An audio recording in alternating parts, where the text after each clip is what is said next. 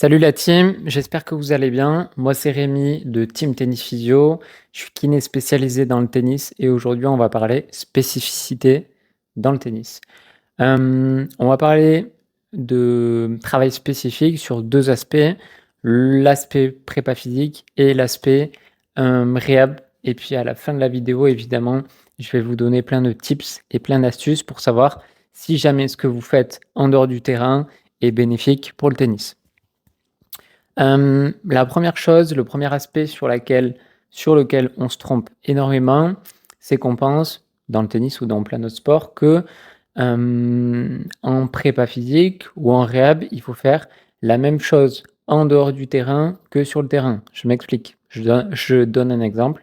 Par exemple, faire un coup droit, un revers, un service avec un élastique, avec de la résistance, faire des rotations du tronc pour travailler les abdos comme si on faisait un revers ou comme si on faisait un coup droit, ou alors des sauts comme si on se réceptionnait pour un service. Donc toutes ces petites choses, en fait, c'est pas être spécifique. Je m'explique. Ça, c'est juste reproduire ce que tu fais sur le terrain avec de la résistance. Le problème de ça, que ce soit dans le tennis ou dans honnêtement tous les sports, c'est que tu rajoutes du volume pour rien. En fait, au tennis, tu le sais, pour progresser, pour s'améliorer, il faut taper énormément de balles, des centaines et des centaines de balles à chaque entraînement, que ce soit en coup droit, en revers, au service, pour s'améliorer, parce que c'est un sport qui est très technique et qui demande de la répétition pour faire le plus facilement possible un geste. Or, cette répétition que tu fais déjà des centaines de fois à l'entraînement, ce mouvement que tu fais déjà un nombre incalculable de fois, si tu le fais encore à côté du terrain, eh ben, tu rajoutes du volume. Et tu le sais que ta charge d'entraînement, ta charge de tennis, ben, c'est quand même quelque chose qui est important pour ne pas te blesser. Plus tu vas jouer, plus tu vas faire un mouvement, plus tu as de chances de te blesser. Évidemment, il ne faut pas que tu passes du simple au double. Mais si jamais tu t'entraînes un certain nombre d'heures, je sais pas, 4 heures par semaine, et que tu rajoutes en plus de ça 2 heures par semaine où tu fais soi-disant du spécifique tennis, c'est comme si tu jouais 2 heures par semaine en plus.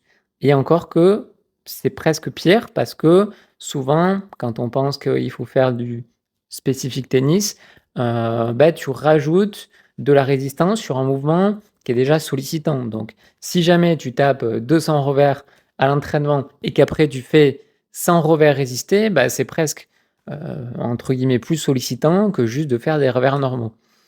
Donc c'est pour ça que c'est pas la chose que je conseille en premier.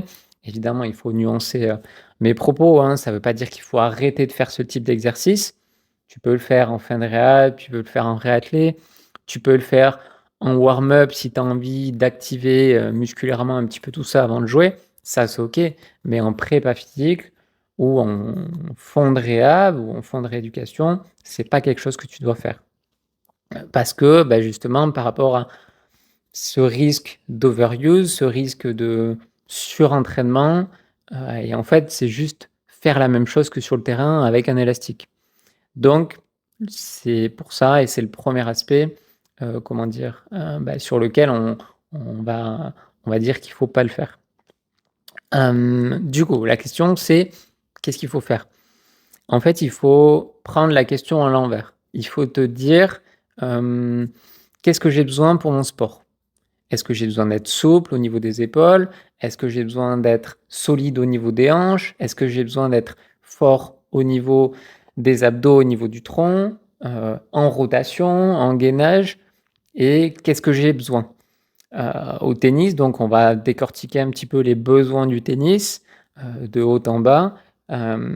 Et en fait, c'est comme ça, en prenant le problème à l'envers, que tu vas te dire: ok, j'ai besoin d'être mobile pour les hanches et d'être fort pour les hanches. Et je vais faire du travail de mobilité pour les hanches. Je vais faire peut-être du gainage type Copenhagen Plank. Je vais peut-être faire un peu de travail de, par exemple, squat sumo pour être fort sur les jambes et en étant solide au niveau des appuis. Je vais peut-être faire un peu de travail de mobilité, un peu de travail de contrôle moteur au niveau de mon épaule. Et le but, c'est tout ce que tu vas faire à côté du terrain, ça va te servir sur le terrain. Et le but, c'est pas reproduire la même chose. C'est ça être spécifique. C'est pas faire un programme de renfort général où tu fais un peu de mobilité ici, un peu de mobilité là. Si tu fais du foot ou du hand ou du tennis ou du rugby, c'est pas du tout la même prise en charge. Et c'est là où quelqu'un qui t'accompagne de manière spécifique, ou même toi, si tu comprends les besoins de ton sport, et en fait, tu as tout compris entre guillemets. Donc, au tennis, tu as besoin de quoi? C'est simple, il faut savoir quels sont les coups entre guillemets que tu fais au tennis ou comment tu bouges au tennis. Au tennis, tu fais des petits déplacements. Donc, il va falloir être rapide sur les premiers appuis.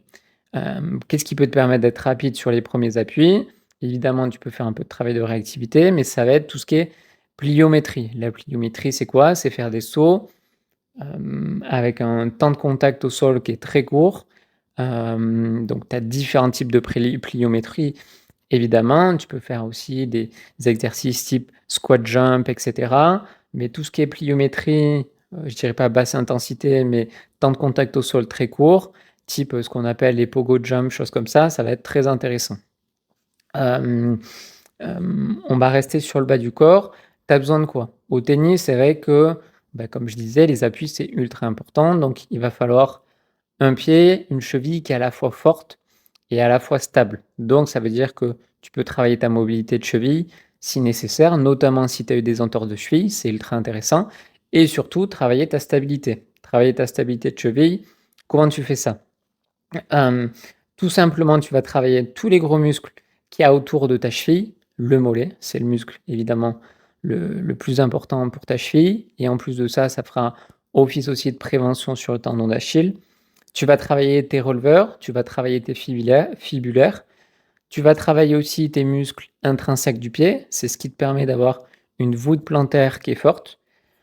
Et en plus de tout ça, tu pourras faire un peu de travail d'équilibre, entre guillemets, de, je sais pas, par exemple, squat sur une jambe, de choses comme ça, de saut où tu te réceptionnes, tu essaies de bien te stabiliser. Et plus tu feras des exercices de saut, de renforcement de cheville, etc., où tu te stabilises sur un pied, plus ta cheville sera forte et capable d'encaisser les gros appuis, surtout les appuis latéraux ou les appuis quand tu vas chercher en avant une balle courte, un amorti, choses comme ça. Donc ça, c'est le premier point. Si on remonte, évidemment, de manière plus globale, il va te falloir un bas du corps qui est solide. Pourquoi il faut un bas du corps qui est solide au tennis? Parce que tu sais que plus le niveau monte, plus, on va dire, la puissance, la force vient des jambes, notamment au service. Les études montrent que les membres inférieurs, les jambes et le tronc, c'est plus de 50% de la force du service. Ça veut dire que si tu fais tout avec le bras, déjà de 1, tu vas te détruire l'épaule au bout d'un moment, et de 2, tu n'utilises pas le système à fond. Donc, si tu veux être spécifique au tennis, il va falloir bosser les jambes. Et de 2, tu le remarques chez les pros notamment, ils ont un centre de gravité qui est extrêmement bas, c'est impressionnant, notamment sur gazon en ce moment à Wimbledon, évidemment. Tu as besoin d'avoir une force au niveau des jambes pour être bas sur les jambes et pour plier les jambes tout le long d'un point, tout le long d'un match. Évidemment, le but, c'est pas sur 2 points d'arriver à plier les jambes, c'est sur toute la durée d'un match. Et donc, comme type d'exercice, mon exercice phare que tout le monde devrait faire dans le tennis, c'est les squats. Si jamais tu n'as pas une barre, si jamais tu n'as pas de quoi, mettre beaucoup de poids, parce que évidemment pour progresser en force, il faut mettre du poids, et tu peux faire des feintes, des split squats, ce qu'on appelle plus communément les Bulgarian split squats. Tu peux faire du Cossack squat aussi, qui est très intéressant pour travailler l'ouverture de hanche. Tu peux trouver tout ça sur internet ou sur ma page. Donc vraiment, je dirais ces 3 exercices, ce serait un peu les exercices phares au niveau du bas du corps. Tu peux faire aussi du hip thrust pour travailler la chaîne poste et les ischios, du Romanian deadlift. Mais pareil, ça c'est des exercices qui sont peut-être un peu plus techniques, où le hip thrust, tu as besoin d'une barre, tu as besoin de mettre beaucoup de poids. Mais voilà, par rapport à tout ça, il va falloir que tu aies un bas du corps qui est quand même solide. Pour le tennis, je dirais une des articulations qui est les plus sollicitées et malheureusement où souvent on voit le plus de blessures, c'est les hanches. Très souvent, tu as des pubalgies, des conflits de hanches, des douleurs de hanches, antérieures, postérieures, des problèmes lombaires associés parce que les hanches font pas leur boulot. Donc c'est vrai que c'est une articulation, qui est très sollicitée, parce que tu fais énormément de déplacements, énormément de courses, énormément de rotation, comme je disais, tout ce qui est appui en bout de course et cetera. Quand tu vois les grands écarts que les Djokovic, Dimitrov, Alcaraz y font, c'est impressionnant la force et la stabilité qu'ils arrivent à générer et à avoir sur ces positions. Donc, à la fois, ça demande d'être souple, d'être mobile au niveau des hanches, et à la fois, ça demande d'être fort dans ces positions. D'où l'intérêt, comme je disais, de travailler ta mobilité et de travailler ta force. Donc ça, c'est le deuxième aspect. Et en plus de ça, comme je disais, tout part du bas du corps, tout part des hanches. Donc, limite presque pour les problématiques d'épaule ou pour les problématiques de douleur lombaire, etc., ou du haut du corps, c'est ultra important de bosser les hanches parce que si tu as un manque de rotation au niveau des hanches, un manque de force, un manque de stabilité au niveau des hanches, ça peut se répercuter plus bas, mais ça peut se répercuter aussi plus haut, comme je disais. Donc ça, c'est ultra important. Les hanches, je pense que c'est vraiment la base au tennis. Et si tu as prépa physique ou si tu as réhab parce que tu es blessé au genou, etc., ou au dos, prends pas en compte les hanches, entre guillemets, tu as tout faux. Si on remonte un peu plus, au niveau lombaire, pareil, on a beaucoup de joueurs, malheureusement, qui sont blessés sur cette région parce que c'est une zone qui est ultra impactée et ultra sollicitée dans le tennis. Quand tu serres, tu as besoin d'une bonne extension, d'une bonne stabilité au niveau du tronc, au niveau de ta région lombaire. Si tu manques de souplesse au niveau du dos, si tu n'es pas assez fort pour encaisser ton extension, c'est là que tu vas te blesser. Petit tips entre guillemets, il faut aussi regarder sur les problèmes de dos au service, si l'épaule, elle manque pas de stabilité et elle manque pas surtout de souplesse, pardon. Si ton épaule manque de souplesse, tu vas creuser, tu vas forcer au niveau de ton dos. Et là, entre guillemets, c'est la blessure assurée. Moi, c'est pareil. Les gens qui ont mal au dos au tennis, notamment au service, je teste toujours l'épaule. Et je dirais dans un cas sur deux cas sur trois, tu as souvent une petite faiblesse ou un petit manque de mobilité à ce niveau-là. Et ce qui est ultra important, pour revenir sur la région lombaire même thoracique, mais thoracique, on en parlera un peu plus tard, c'est les rotations du tronc. Quand tu fais des rotations du tronc, en revers, en coup droit, etc., tu as besoin d'une bonne mobilité au niveau lombaire, au niveau des hanches et même un peu plus haut au niveau thoracique, hein, parce que si ça ne tourne pas, forcément ça va se répercuter quelque part et tu as quand même un besoin d'avoir la capacité de générer de la force tout en tournant ton tronc au maximum. Si tu es raide comme un bâton, ça va pas marcher. Mais si tu es souple comme un chewing-gum et que tu as zéro force, forcément, tu vas pas contrôler ce que tu fais et c'est là que tu vas te faire mal. Donc c'est pareil, contrôle, stabilité et mobilité, les trois sont indissociables. Voilà là-dessus. Au niveau thoracique, au niveau du haut du dos, c'est un petit peu la même chose. On peut rejoindre aussi le niveau cervical. C'est important d'avoir cette bonne mobilité, cette bonne rotation, que ce soit les cervicales ou le haut du dos, surtout dans les problématiques et surtout pour libérer ton épaule. Si jamais tu es raide au niveau du haut du dos, que tu as les cervicales qui sont coincées, c'est ton épaule qui va plus prendre. Désolé, mon pied a coupé, mon pied a lâché, donc on va le faire à l'ancienne. J'ai calé le téléphone comme je peux, mais on va reprendre où j'en étais. Du coup, on parlait de problématiques d'épaule. C'est pareil, pour revenir sur la question de spécificité, il faut se demander au tennis, qu'est-ce que mon épaule a besoin de quoi? Mon épaule, ton épaule, elle a besoin de mobilité, de stabilité et de force. Le tennis, c'est un sport qui est ultra important, mais ultra sollicitant pour l'épaule. On dit que c'est un sport d'overhead, c'est-à-dire que tu fais énormément de mouvements au-dessus de la tête, avec le bras au-dessus de la tête. Et c'est montré par les études, c'est prouvé par les études que c'est ce qu'il y a de plus sollicitant, voire de plus traumatisant pour l'épaule. Donc, si jamais tu n'as pas, comme on disait la semaine dernière sur les 3 facteurs de risque d'épaule, si tu n'as pas une bonne rotation interne, si tu n'as pas une bonne stabilité d'omoplate, si tu n'as pas une bonne force des rotateurs externes, c'est un risque pour que tu te blesses. Heu et évidemment, c'est pareil, on pourrait, continuer, pour parler du coude, pour parler du poignet, mais je pense que tu as compris le truc. Donc le but pour résumer un petit peu tout ça et résumer un petit peu tout ce qu'on a dit aujourd'hui, même si on a détaillé un peu étage par étage ce que tu devais faire, c'est réfléchir par rapport à ton style de jeu aussi, hein, parce que c'est ultra important. Un mec qui est un rameur qui fait 18 allers-retours sur chaque point, qui met entre guillemets, je dirais pas d'intensité, mais qui envoie pas des boulets de canon, par contre qui met beaucoup de lift, qui gratte la balle, mais qui a besoin d'un jeu de jambes qui est ultra important, ben c'est pas la même chose que un mec qui sert à 200, qui va finir le point en 2 frappes, qui va faire du service volé, donc qui va plus aller vers l'avant. Donc à la fois il faut être spécifique à ton sport, évidemment spécifique au tennis, et à la fois il faut être spécifique par rapport aux besoins du joueur. Donc que ce soit en réhab ou que ce soit en prépa physique, là on s'oriente plus sur voilà, de la prépa physique.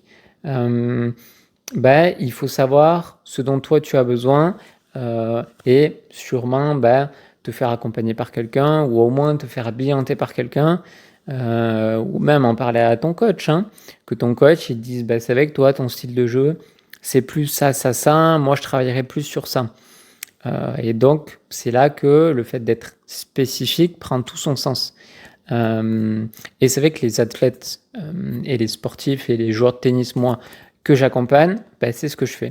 Que ce soit en réhab ou en prépa physique, je dis, ok, t'as mal où, t'en es là aujourd'hui, ok, t'as mal à l'épaule, on regarde tout. On regarde cervical, thoracique, lombaire, épaule, coude, poignet, la force, la stabilité, la mobilité, on regarde tout. Et en fonction de ça, j'y demande un petit peu son style de jeu, surtout son niveau de jeu, et ben j'essaye de voir quelles contraintes et quels besoins sont importants chez lui. Est-ce que il a un gros coup droit? Est-ce qu'il met beaucoup de rotation au niveau du tronc? Au niveau, bah, justement, rotation thoracique, lombaire, qu'est-ce que ça donne? Est-ce qu'il ne fait pas tout avec le bras? Et c'est en faisant un bilan précis qu'on va se dire, bah, ok, mon joueur, il a besoin de ça. La stabilité de l'épaule, elle est bonne. La force de l'épaule, elle est bonne. Ok, on va travailler plus parce qu'il est raide. Ça, c'est un point qui est important. Et comme on disait, par rapport à une prépa physique, à quelque chose de plus global, bah, c'est pareil. Moi, je teste toujours la mobilité des joueurs que j'accompagne en prépa physique. Ok, les hanches, ça donne quoi? L'épaule, ça donne quoi? Le dos, ça donne quoi? Les chevilles, ça donne quoi? Si tu es raide comme un bout de bois du bas du corps, mais souple en haut, et ben forcément, à un moment donné, il y a une dissonance qui va pas fonctionner. Et à la suite de ça, on fait un travail de mobilité spécifique sur les besoins du joueur et sur les besoins de son sport, qui est le tennis évidemment. Et après, on fait un travail de renfort associé. Moi, les joueurs que j'accompagne en prépa physique, ils soulèvent des charges qu'ils n'ont jamais soulevées. Ce soit un squat, hein, souvent je fais au début un travail, on va dire, d'hypertrophie sur des séries qui sont longues à moyenne, 10-15 reps, après 8-12 reps, et petit à petit on s'oriente vers un travail de force qui va être sur des séries plus courtes. Moi j'aime bien faire un 4x5, voire 5x5 reps, souvent associé à un travail de superset pour éviter de perdre ton temps. Les séances, allez, si ça dure 1 heure, c'est le bout du monde. Dans l'idéal, ta séance de prépa physique, elle doit durer 3/4 d'heure, 1 heure. C'est pareil que ce que je disais tout à l'heure. Il n'y a pas besoin de faire des heures et des heures de prépa physique à côté. Tu n'as pas besoin de faire 2 heures de prépa tous les jours ou même 2 fois, 3 fois par semaine. 3/4 d'heure, 1 heure bien menée. Allez, on va dire 1 heure si tu fais un peu de mobilité en début de séance. Et honnêtement, ça suffit totalement. Donc voilà là-dessus, et comme je te disais, les joueurs que j'accompagne sur du deadlift, sur du squat, sur du soulevé de terre, sur des fentes chargées, ils ont soulevé des charges qu'ils n'ont jamais fait auparavant. Pareil, ils ont fait des box squats, des choses comme ça, des box jumps, des choses comme ça, des tractions et tout. Et évidemment, on bosse de manière spécifique hein, par rapport aux besoins du joueur. Et après, ils me disent, sur le terrain, j'ai jamais été aussi rapide, j'ai jamais été aussi vif, je vais chercher des balles que j'ai jamais cherchées. Et la finalité, c'est ça. La finalité, c'est pas de dire ok, j'ai soulevé 90 kg au 5x5 au squat, ou j'ai fait tant de hauteur sur les box jumps ou sur les broad jumps, sur les sauts en longueur. La finalité, c'est comment toi tu te sens sur le terrain, comment toi tu te sens en dehors du terrain. Et récemment, j'ai un joueur que j'ai accompagné, on va dire, pour de la remise en forme prépa physique sur 4 mois, qui était en Suisse. Et au bout de 2 mois et demi, 3 mois, 2 mois et demi, je pense, il m'a dit, bah écoute, grâce à tout ce que tu me fais faire, bah, j'ai repris goût au sport, j'ai repris goût au tennis parce que je suis plus blessé, parce que je bouge comme j'ai jamais bougé sur le terrain. C'est pas que je suis le meilleur et que je suis magicien, etc. C'est juste que quand tu mets les bonnes choses en place, ben, en fait, ça va tout seul derrière. Évidemment, il faut que la personne soit motivée. Évidemment, il faut que le système et son organisation fassent qu'elle peut faire ça. Un père de famille qui finit à 22h le soir, qui bosse à 6h le lendemain, qui a des gosses, tu vas pas lui faire la même chose que quelqu'un qui a un petit peu plus de temps.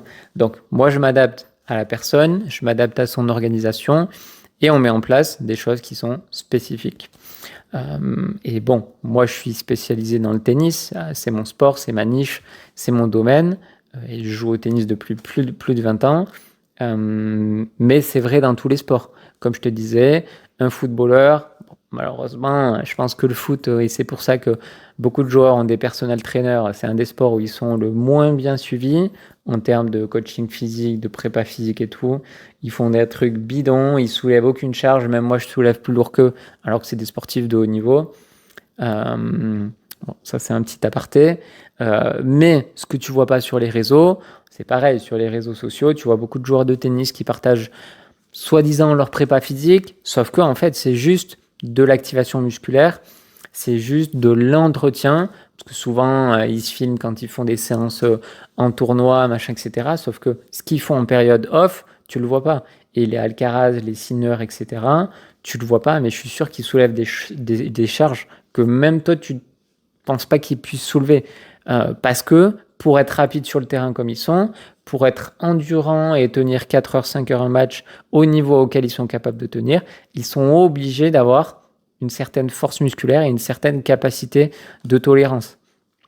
Et pour conclure un petit peu le tout par rapport à cette histoire de spécificité, moi ce que j'aime dire et ce que j'aime faire dans le travail que je fais avec les joueurs que j'accompagne, c'est que plus que tu fais, plus ce que tu fais en dehors du terrain, ça va être dur, plus ce que tu fais sur le terrain, ce sera facile.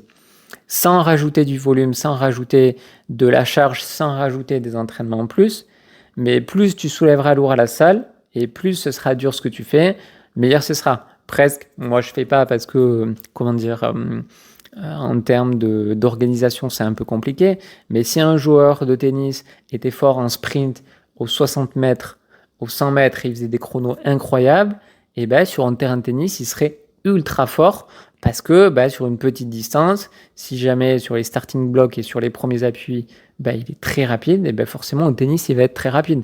Et le sprint, évidemment, le 100 mètres, c'est beaucoup plus dur que faire un sprint de 5 mètres sur le terrain de tennis. Évidemment, c'est pas la même chose, mais c'est pour te donner un ordre d'idée que ce que tu dois faire en dehors du cours, c'est pas forcément ce que tu fais sur le cours. Voilà. Écoutez, merci la team d'avoir écouté jusqu'au bout, d'avoir regardé cette vidéo. Évidemment, si ce format de podcast vous intéresse, n'hésitez pas à vous abonner. Chaque semaine, chaque dimanche, on va sortir une vidéo de ce format. Il y a plein d'autres choses qui arrivent pour la suite. Et je vous dis à très vite. Allez, salut la team!